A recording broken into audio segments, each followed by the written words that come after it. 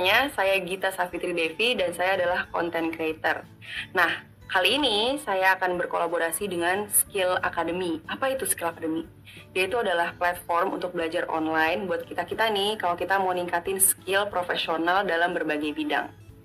Sekarang kan makin banyak nih channel-channel di YouTube ya, soalnya dari yang muda sampai yang tua, dari yang tadinya nonton TV nih, sekarang jadi beralih ke nonton YouTube. Entah itu mau menghibur diri gitu, entertainment, atau mencari informasi, atau cuman pingin belajar sesuatu. Nah, kali ini nih di Skill Academy, saya akan berbagi ilmu gimana sih caranya, langkah-langkahnya menjadi YouTuber profesional. Dari awalnya yang kita harus mikirin konsepnya nih, mau kayak gimana videonya, sampai ke monetisasi video YouTube-nya. Nah, kita sekarang langsung aja belajar kali ya. Yuk kita simak video selanjutnya.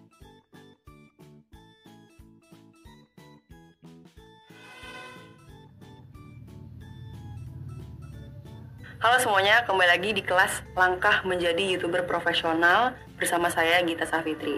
Nah, tadi kan di depan saya sempat mention nih tentang gimana channel YouTube itu udah berkembang banget ya. Nah, sekarang kita akan membahas lebih dalam lagi nih, tren-tren apa aja sih yang lagi ada di YouTube. Kita simak aja videonya. Biasanya nih, kalau orang nonton YouTube ada banyak ya tujuannya ya. Ada yang karena pingin cari hiburan aja gitu, kayak pingin entertainment misalnya, cari-cari vlog, terus nontonin video-video random gitu ya. Ada juga yang pingin belajar sesuatu gitu, entah itu belajar politik, belajar sains, atau bahkan buat anak-anak sekolah ada banyak banget sekarang channel-channel YouTube yang mengedukasi. Nah, selanjutnya tutorial. Ada yang mungkin pingin ngeliat makeup tutorial, atau bahkan tutorial masak. Nah, sebenarnya kalau kita pikir-pikir lagi, YouTube itu lebih banyak pilihan sih dibandingkan TV. Karena di YouTube itu sendiri, content creator-nya atau yang bikin videonya itu lebih punya banyak kebebasan untuk bikin channel apa dan bikin konten apa yang mereka pingin bikin. Nah, karena itu akhirnya kita-kita nih para audiensnya jadi punya banyak pilihan nih, mau nonton video yang kayak apa. Nah, kalau di TV itu sendiri kan mungkin ada beberapa batasan atau restriction gitu ya. Harus videonya yang kayak seperti ini, nggak boleh yang begini. Nah, sementara di YouTube itu kita bebas mau nonton apa aja, mau bikin video apa aja. Nah, kalau di zaman sekarang ini, yang membedakan nih sama awal mula YouTube baru ada adalah sekarang makin banyak channel-channelnya. Nah, soalnya kayak yang aku bilang tadi di awal, makin banyak orang yang dari tadinya nonton TV, akhirnya jadi nonton di YouTube. Udah gitu, akhirnya sekarang jadi makin banyak nih YouTuber-YouTuber yang dengan mudahnya bisa reaching langsung 1 million subscribers. Sementara kayak zaman dulu, untuk dapetin 1 juta subscribers itu cukup sulit. Maka dari itu, sekarang banyak orang-orang seperti saya contohnya menjadikan YouTube sebagai pekerjaan. Karena emang bener banget, YouTube itu bisa jadi lahan income buat kita. Entah itu misalnya bisa lewat AdSense, terus kita bisa kolaborasi sama brand, atau bahkan kita bisa kolaborasi sama misalnya NGO atau pemerintah. Bahkan kita bisa loh kolaborasi sama Google atau YouTube sendiri. Nah, sekarang nih karena makin banyak orang yang nonton video YouTube, akhirnya content creator itu jadi makin banyak gitu. Nah, jadinya akhirnya channel-channel YouTube sendiri itu jadi makin banyak pilihannya dan genrenya juga makin luas. Zaman dulu nih, dikit banget deh YouTuber-YouTuber yang bisa sampai punya subscriber 1 juta gitu. Kalau sekarang banyak banget ya, gampang ibaratnya dalam waktu 2 bulan, 3 bulan subscriber mereka udah bisa sampai berjuta-juta. Gimana nih? Sekarang udah cukup melek lah ya tentang tren untuk YouTube yang sekarang. Nah, di video selanjutnya nih nanti saya akan ngebahas tentang apa aja yang perlu dipersiapkan untuk YouTube.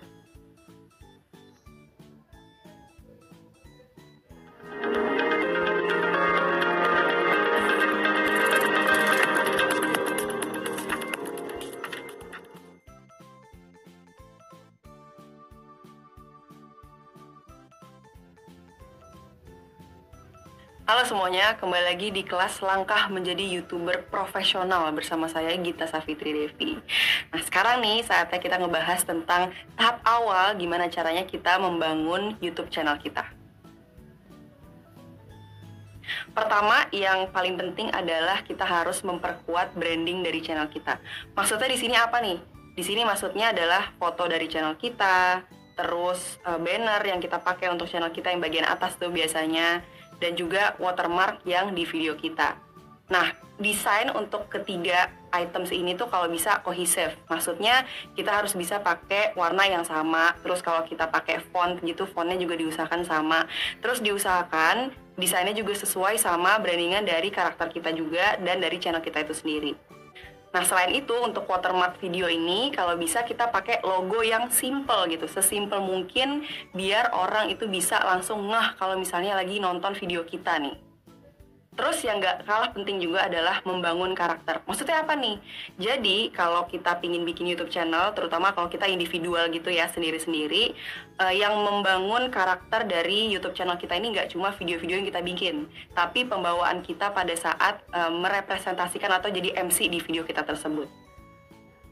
Sekarang kita ngomongin konten nih. Jadi yang pertama harus diperhatiin adalah tujuan dari video atau konten kita tersebut. Sebenarnya pilihan banyak. Contohnya adalah buat edukasi misalnya, atau buat hiburan, atau misalnya buat tutorial. Nah, selanjutnya adalah target audiens kita. Kita misalnya bisa mengkategorikan dari segi umur gitu. Kalau target audiens saya biasanya tuh 18-25, terus 80% itu perempuan. Nah, dari situ nih saya bisa kira-kira nih selanjutnya tipe video apa nih yang bisa saya bikin. Misalnya saya ingin bikin vlog gitu. Atau misalnya saya ingin bikin tutorial, entah itu tutorial makeup atau masak misalnya. Nah, selanjutnya misalnya beropini. Nah, ini adalah salah satu segmen sebenarnya di channel saya. Jadi saya tuh suka bikin sit down video gitu, kayak social commentary. Soalnya saya tahu nih, audiens saya ini udah anak-anak kuliah biasanya atau orang yang kerja. Jadi bisa nih saya sisipin sedikit-sedikit tentang hal-hal yang serius gitu. Nah, jadi misalnya saya nemuin satu tema yang menurut saya menarik atau yang baru aja kejadian, terus saya riset, terus saya beropininya.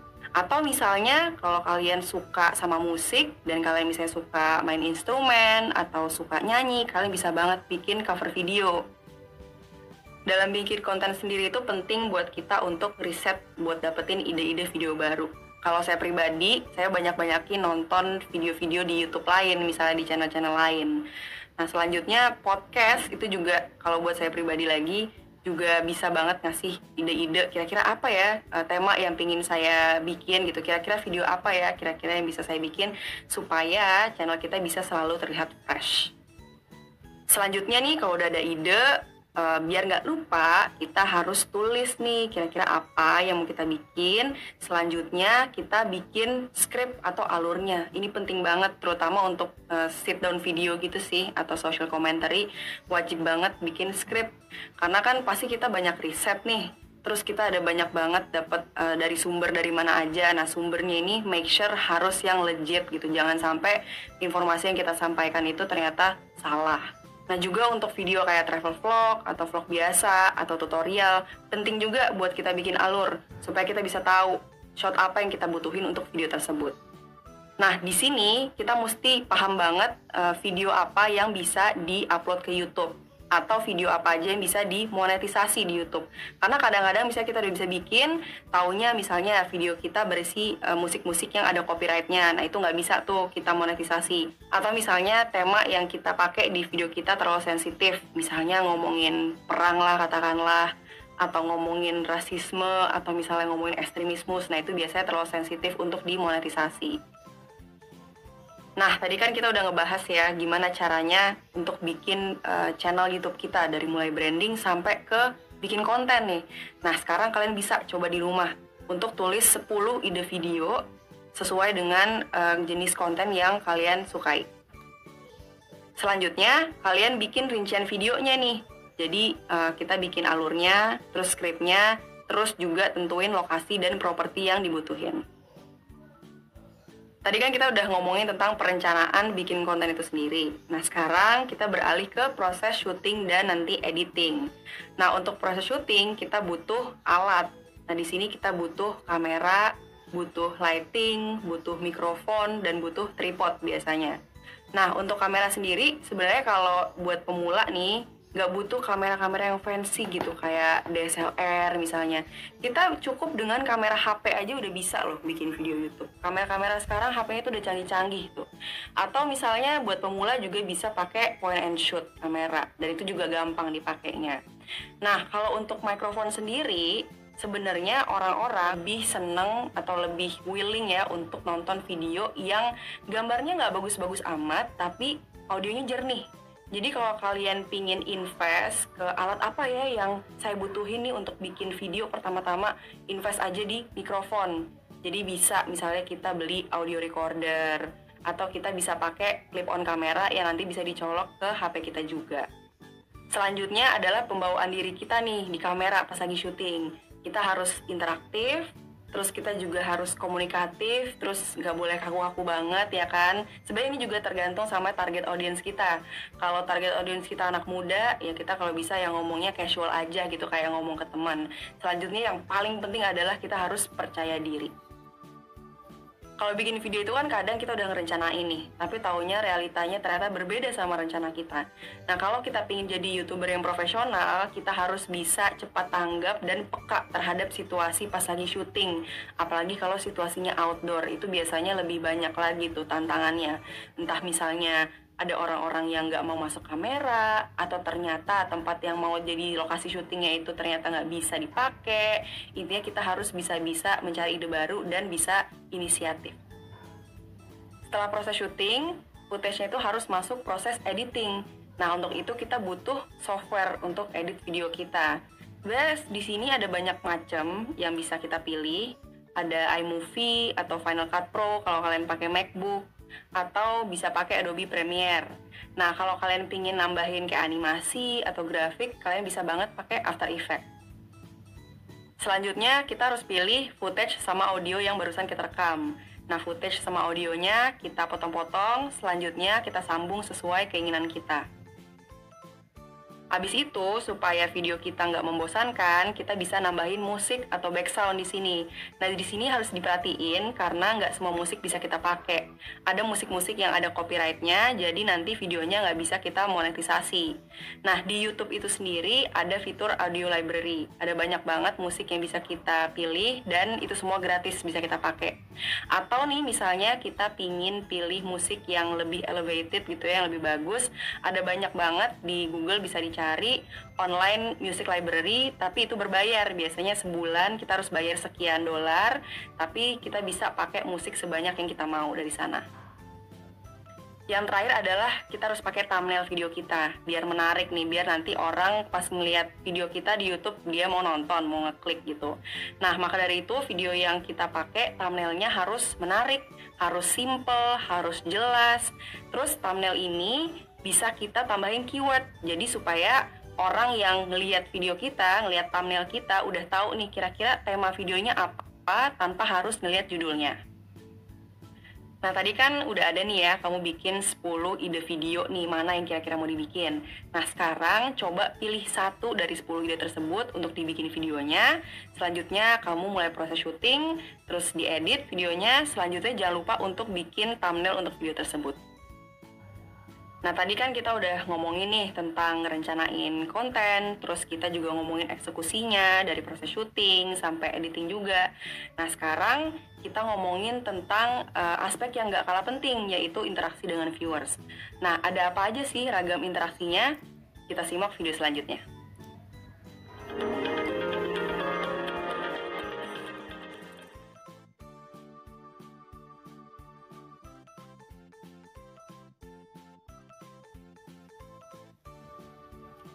Halo semuanya, kembali lagi dengan saya Gita Safitri di kelas Langkah Menjadi YouTuber Profesional. Nah, di sini saya ingin membicarakan tentang interaksi apa aja sih yang ada yang harus kita perhatikan kalau kita mau membuat YouTube channel. Nah, pertama yang jelas di video kita harus menyapa penonton kita atau viewers kita supaya itu jadi lebih akrab, lebih dekat, jadi penonton kita ini jadi mau nonton lagi deh video kita nantinya. Nah, selain itu kita juga harus ngingetin penonton kita untuk nge-like video kita, terus untuk ngomen juga biar makin banyak interaksinya, makin asik gitu ya komunitasnya. Selanjutnya untuk subscribe ke channel kita, dan yang gak kalah penting adalah untuk mengaktifasi notification bell-nya. Jadi setiap kali kita ada video baru, mereka akan dapat notifikasi dan bisa langsung nonton. Sebenarnya kalau YouTube ini gak cuma soal video atau konten, YouTube ini sebenarnya kan sosial media kan ya. Nah, sama kayak sosial media yang lain, kita juga harus mikirin engagement-nya. Nah, makanya jadi kalau ada viewers kita atau subscribers kita yang komen, boleh tuh sekali-kali komennya kita balas. Selain itu bisa nih kalau misalnya kita pingin setahun sekali gitu ya atau 6 bulan sekali bikin Q&A session. Biar nih misalnya ada subscriber baru, biar jadi kita bisa kenalan lagi nih.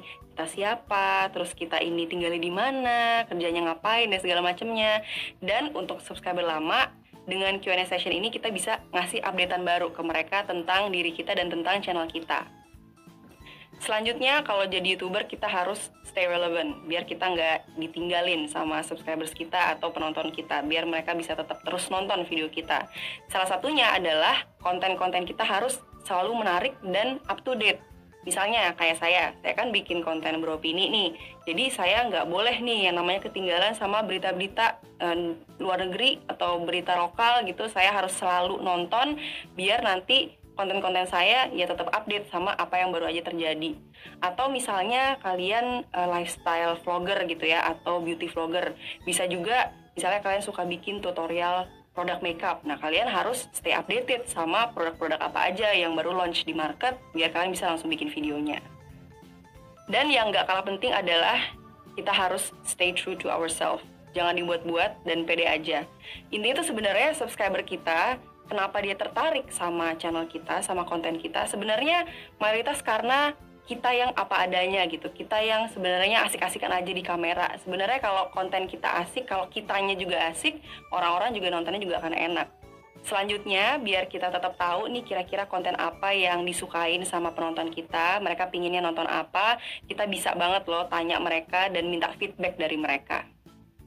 Kalau kita putting ourselves out there gitu ya, apalagi ke muka publik, pasti ada aja orang yang nggak suka sama kita. Ada sesekali pasti ada aja orang-orang iseng atau hater-hater gitu ya yang ngasih komen-komen gak enak atau DM-DM gak enak. Nah, kalau kayak gini sebenarnya saran saya cuma satu sih, blok aja. Karena at the end of the day, kita nggak bisa maksa mereka untuk suka sama kita atau suka sama konten kita. Jadi di YouTube itu kita bisa memanfaatkan fitur-fitur yang ada. Kayak contohnya ada fitur hide user, terus kita juga bisa report di YouTube, report as misalnya hate speech atau apapun, atau yaitu blok aja, kelar. Satu hal juga yang mesti kita perhatiin kalau kita pingin jadi YouTuber adalah kita harus mengevaluasi konten yang udah kita taruh di YouTube. Nah, salah satu cara yang paling mudah nih untuk mengetahui apakah video kita itu menarik adalah dengan melihat komentar dari subscribers. Nah, di sini biasanya subscribers kita tuh langsung ngasih feedback. Misalnya nih video kita kurang menarik atau agak membosankan nih temanya. Nanti akan ada nih 1-2 orang yang bilang, "Kak, kok kayaknya aku ngantuk ya Kak nonton videonya." Nah, mungkin next time kita harus lebih bikin lagi apa nih, mungkin dari bikin grafiknya kita bagusin biar menarik gitu ya, atau mungkin kita pilih tema yang juga lebih bagus. Nah, terus selanjutnya kita bisa lihat dari ratio like dan dislike. Itu obvious lah ya. Kalau misalnya like-nya lebih banyak, jauh dibanding dislike-nya, ya berarti video kita majority udah bisa diterima oleh penonton kita. Di YouTube sendiri ada satu fitur yang bisa kita manfaatin untuk melihat performa channel dan video kita. Namanya YouTube Analytics. Di Creator Studio itu bisa diakses dan di sana ada banyak insight yang bisa kita dapetin. Contohnya kayak demografik. Jadi kita bisa tahu nih kira-kira yang nonton kita itu audiensnya dari mana aja, terus age group dan gendernya apa aja. Misalnya orang yang nonton kita ini ada banyaknya orang Indonesia, let's say 80-90%.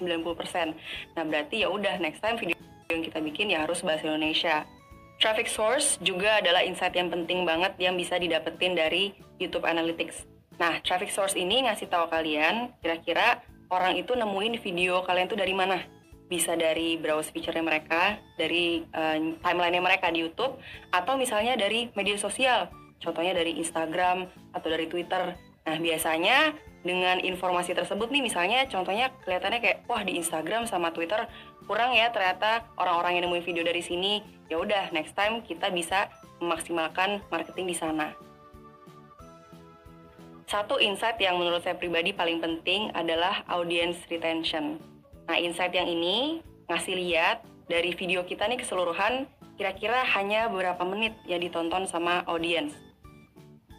Nah, dari sini saya bisa dapetin insight kalau next time video saya mungkin harus lebih dikurangin atau ditambahin durasinya. Nah, tadi saya udah sempat membahas kan gimana caranya kita bisa berinteraksi dengan viewers kita di YouTube. Udah gitu gimana caranya kita bisa mengevaluasi konten-konten kita. Nah, di video selanjutnya nih, saya akan ngebahas gimana caranya kita bisa berkarir menjadi seorang content creator.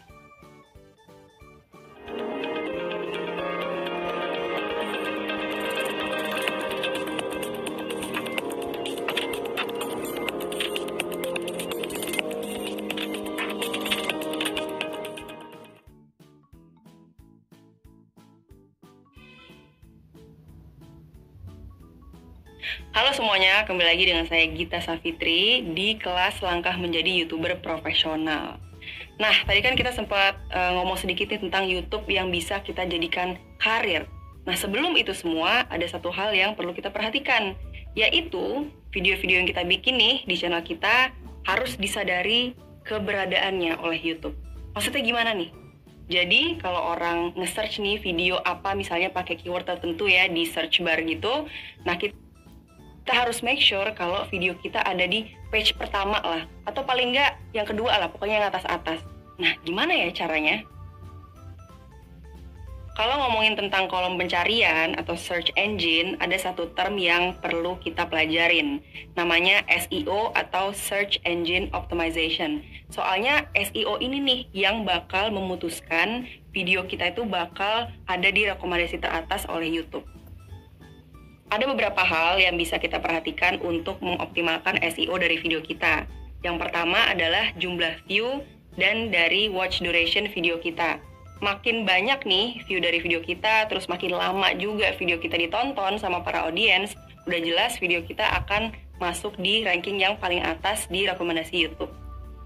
Selanjutnya nih, kita harus banget nge-share dan promosiin video kita dan juga channel kita. Nah, di sini kita bisa manfaatin media sosial yang kita punya. Bisa itu Instagram, lewat IG Feed atau IG Story, atau Twitter, atau di YouTube sendiri. Sebenarnya kita bisa loh nge-share video kita supaya nanti video kita bisa ditonton sama orang-orang yang udah nge-subscribe channel kita. Untuk ningkatin SEO, perlu banget untuk kita pakai keyword yang relevan, yang sesuai dengan video-video kita. Misalnya nih ya, contoh, video kita itu tentang travel ke Yogyakarta misalnya. Mungkin kita bisa pakai keyword-keyword yang berhubungan sama travel dan Yogyakarta. Contoh keywordnya nih, travel vlogger Indonesia, travel vlogger Yogyakarta. Nah, itu bisa dipakai tuh biar nanti kalau orang pingin nge-search video travel Yogyakarta, video kita bakal muncul. Yang sering juga nih dilupain nih kadang-kadang adalah kita juga perlu banget untuk naruh keyword di thumbnail dan description box. Karena apa yang kita tulis di description box itu secara nggak langsung bisa mempengaruhi SEO dari video kita tersebut. Keyword-keyword yang tadi relevan nih buat video-video kita bisa kita taruh di beberapa tempat. Pertama, bisa kita taruh di keyword bar nih, yang ada kalau kita lagi pingin upload video YouTube. Terus, keyword tersebut bisa kita taruh di thumbnail dan juga description box kita. Karena sekarang YouTube udah canggih, dia bisa recognize video kita hanya dari thumbnail dan juga description box. Judul itu penting banget untuk ningkatin SEO dari video kita. Selain harus menarik yang pasti, terus harus relevan juga. Pokoknya gimana caranya supaya judulnya itu bisa menarik orang untuk nonton. Tapi ada satu nih, jangan sampai judulnya clickbait. Selanjutnya yang jelas kita harus ningkatin kualitas video kita. Dari segi gambar misalnya, pelan-pelan kita bagusin lah kameranya gitu. Terus yang penting juga audio.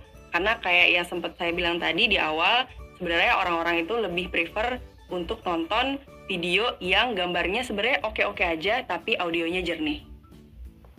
Terakhir, frekuensi kita upload video YouTube. Ini penting banget. Karena makin kita sering upload video baru, YouTube akan makin rekomendasiin video dan channel kita untuk hadir di timeline orang-orang. Nah, sekarang saya pengen ngajak kamu untuk bikin akun YouTube. Setelah itu, kamu upload video yang udah kamu buat beserta thumbnailnya. Nah, abis itu jangan lupa untuk isi description box-nya dengan keywords dan juga hashtag yang relevan sama video kamu. Nah, terakhir nih, bikin judul yang semenarik mungkin. Jangan lupa di judul tersebut harus mencantumkan keywords yang relevan sama video tersebut. Itu tadi adalah cara-cara supaya YouTube kamu bisa rame dikunjungi penonton gitu ya, makin banyak yang nonton video-video kamu. Tapi sebenarnya itu semua adalah langkah awal aja nih supaya YouTube kamu bisa dimonetisasi. Sebenarnya ada beberapa hal lagi yang mesti kamu lakuin. Mau tahu apa aja? Nonton video selanjutnya.